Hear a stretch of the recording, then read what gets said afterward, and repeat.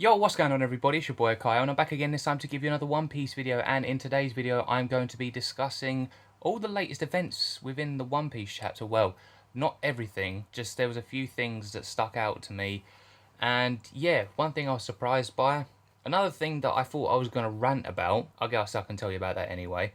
But then I sort of realised, no, when I reread it and properly looked at the panel, yeah, I was wrong. So yeah, there was going to be a big ranting coming, but yeah, it's not going to happen. I'll just tell you like bits and bobs. So where to actually start? I guess I'll just get a few things out the way that I want to talk about. Well, very sort of minor things, even though, you know, people are excited about it. But I think there was bigger things that went on in this chapter, especially with Sanji and Luffy and Big Mum.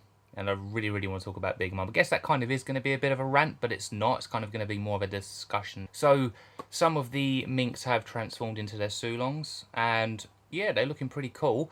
And I did look, because I thought we'd see Inuarashi and Nekomamushi, and unless I missed that anywhere, I don't recall seeing them. I looked over the chapter a couple of times, and I saw Sicilian and a couple of others. I think it was Chancellor or something like that. I don't think it's Chancellor, I don't know. I can't remember how to pronounce his name. I think it was something like Chancellor. Along those lines, there was like three of them, and I thought, oh, is this going to be Inuarashi and Nekomamushi? But no, it wasn't. So we're still waiting to see their Sulong forms, but I'm sure when we do see them, they're going to look epic. And yeah, it looks like they're going to be having their fight with Kaido, and looks like Jack wants a piece of them and they're going to want a piece of Jack, so it's going to be fun. I will say this as well, because I read the official release, I'm not going to lie, I kind of knew something was going on with Sanji in this chapter. I didn't know what, but I did see on Twitter, one of my buddies, JD Legend, or I just call him JD, he's a massive Sanji stan, and he was just posting non-stop about Sanji, like so much stuff, and I didn't really want to look too much into detail. I kind of had to look away. He was sort of just making his mark with Sanji, but it was not what I was expecting. There was me sitting there, and also the video I did with Tekken, where we were sitting there going, yeah, we think that Zoro's going to take on King. No. Sanji took him on. Sanji took on King. And now that I'm thinking about it, it kind of does make sense, like, a lot. So, King can fly, Sanji can also do that. So it kind of does make sense. And the fact that he's stealthy, stealth black, I think this could be the matchup. Maybe I was wrong. Maybe some of us were wrong. We were not, well, I guess there probably were some people that might have been expecting it, or you probably had the Sanji stands that were like, yeah, let Sanji just take him on. Zoro's not going to take him on. So where does that leave Zoro? Not saying that Zoro probably won't take him on. There might be someone else, because there are a lot of people there. Or could we see Sanji and Zoro team up against King? That is a big possibility. Or it still could just be Sanji versus King. And I'd like to see that, because I think Sanji does need a big fight. It has been a hell of a long time. Like, the big battle that always comes to mind with me is when he fought Jabra back on Enies Lobby.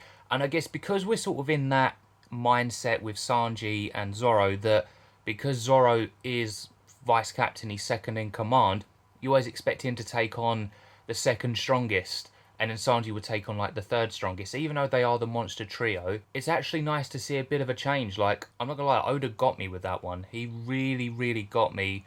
I did not expect Sanji and King to have a little sort of clash. Even though Sanji got sent flying, he wasn't expecting it. But, you know, the next chapter, we could actually see a full-on fight. This all stemmed from something else that, why didn't I think about this either? There's me thinking, well, Momonosuke, who's going to save him? It just makes perfect sense to be Sanji. Of course, Shinobu was looking like she was getting very close.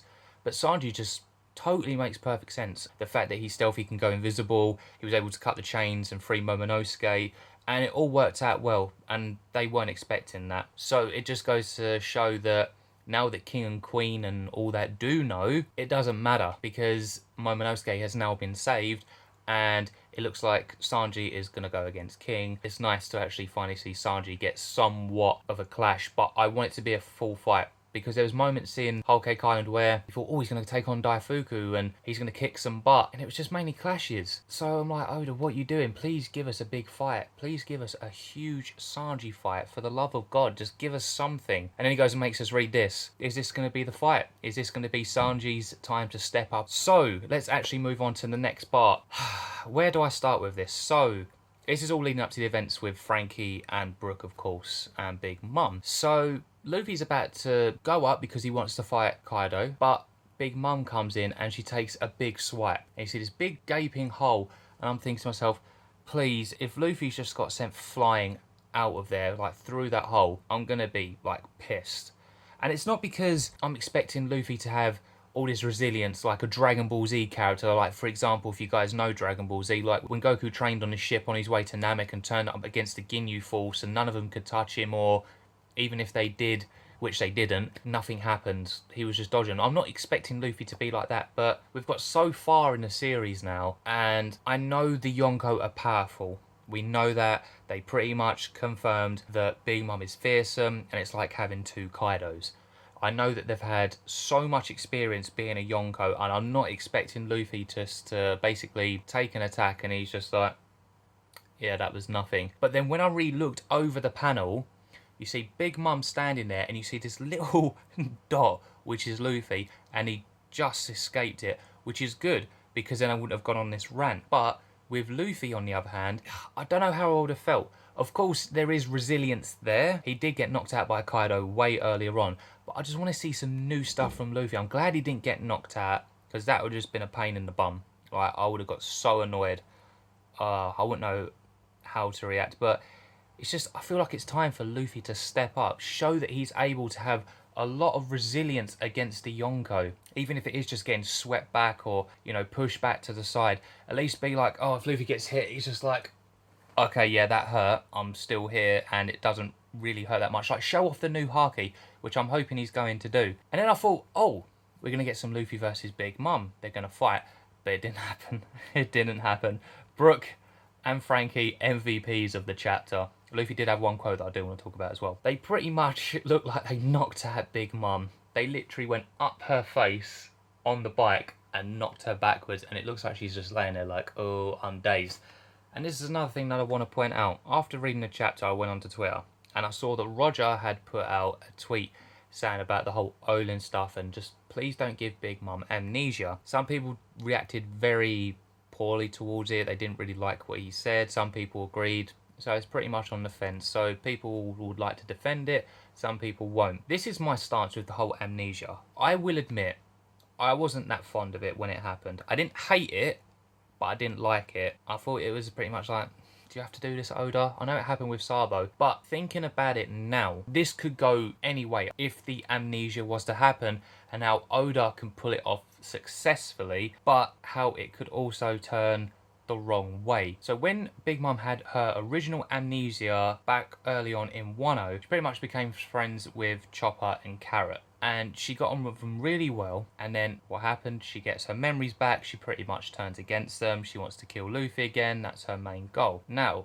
she's been hit again, and people do not want this whole amnesia thing to happen. Now, I'm not saying she's going to fall into the amnesia, but what I'm saying could possibly work here is if she got whacked, right? And then, what if she remembers how Chopper and that actually treated her, and she went to the prison because obviously they wanted to get Luffy. Now, if she remembers these things, I'm not saying that she's just going to completely change, but what if she feels like she might owe Chopper and Carrot that little favour where they could, you know, use her help a little bit, not taking on Kaido, because I don't want that, and I'm sure you guys don't want that, and I know you're probably not really going to agree with this, but it could work in a way where she could just help him out a little bit. So, because you know for a fact, pirates do not get on, okay? It's very rare that pirates become friends. Law's always said he only wants to ally with Luffy throughout this entire thing, and that's it, and he doesn't count him as a friend. Kid, pretty much same thing. They just joined just to take out Kaido. And now Big Mum's involved. But if Big Mum comes in, and with all this stuff that's gone on, if she helps him just like quite a bit, that is where the alliance could fall, because I've always seen this alliance, and I've said it so many times, and I'm going to say it again, this alliance will fail. What if this is the reason that the alliance is going to fail, and that Big Mum kind of helps out the Straw Hats just this one time, and then can go back to wanting to kill Luffy afterwards? But this is where it could go wrong. If that happens, I don't think many people will be impressed with it, because if that does happen, does it really sort of show that Luffy's still not ready to fight a Yonko, that he's had to rely on help from another Yonko to take on Kaido? That's why I'm sort of on the fence with this. I would rather it not happen, if you know what I mean, and I don't really want the amnesia to happen, but I can kind of see Big Mum maybe getting those like flashes of those memories with Chopper and Carrot and just going through everything about how nice Chopper was, but then I just don't really want that to happen. But depending on what Oda wants to do, I'm just giving out those possibilities. Make sure you guys let me know down in the comments what you think about that. Of course, I know most of you guys probably won't agree with what I said about Big Mum helping him out, because it's not really in Big Mum's nature to do that, and I'm pretty sure most of you guys don't want her to go through the amnesia thing. So I can see where you're coming from. Trust me, I would rather Big Mum not really help out the Straw Hats, because I want to see the Straw Hats regress. And the way that Luffy is now, think about all this all the way back from East Blue. So he's pretty much thinking about everyone else. You saw what happened with Sanji. He was like, oh my god, Sanji, whoa. And then he's also thinking, damn, I can't let Big Mum get in my way. I need to get up there to fight. I need to do this. Like, this is the whole reason why I'm here. I need to save Wano and I need to take down Kaido. Look at all what's built up over the previous arcs. This is what it's supposed to be. But he's thinking about everyone else. He's not one-track minded like Harry was, where pretty much Luffy would go in, find out what's happened, beat the bad guy, it's all done. Luffy's just thinking about everyone else. He knows how serious this is, and he knows that he can't lose people. I'm pretty sure that with all this going on, it wouldn't surprise me with the stuff that we've seen with Ace if we actually get a flashback of Marineford and Luffy's at that point where he's like, if any of my crew die, it's just like Marineford. And I'm sure he's not going to want that. He's definitely not going to want that. We don't want that. We don't want any of the Straw Hats to die. So I feel like Luffy's probably going to get that flashback. It wouldn't surprise me if he had that, to be honest, because it is a big major thing. I like the way that Oda's been subtly bringing in little bits of Ace here and there. And I think the cherry on the cake would literally be Luffy having flashbacks of Marineford and seeing what could happen, and this could potentially happen again, because this is a big war. Because when you think about it this way, these Yonkos are pretty much the equivalent of what Kainu and Kizaru, like, they're really up there. And at the time that Luffy went to Marineford, he was getting swatted, but he still did what he needed to do. And then you come to now, and he's a lot stronger, but it feels that he knows that he's got to make sure that no one dies, really, like people that mean a lot to him. And we know for a fact he doesn't want to go through that again. There is no way in hell Luffy wants to go through Marineford again, like Marineford 2.0. He does not want that. Will Oda kill people off? Yes. Do I see any Straw Hats dying?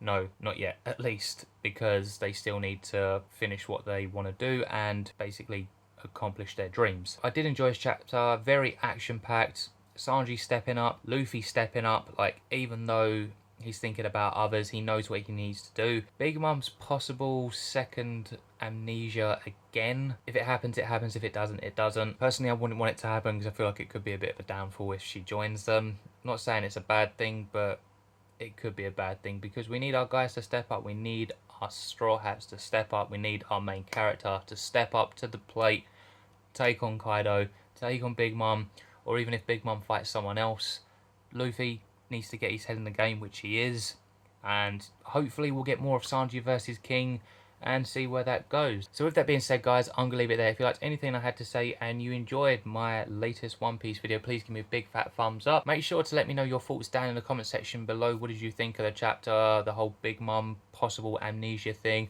Sanji versus King? Are you excited? Also, make sure to hit the subscribe button because that'd be fantastic. Make sure to hit the notification bell so you guys never ever miss a post, and I will see you guys for the next video. Till then, see ya.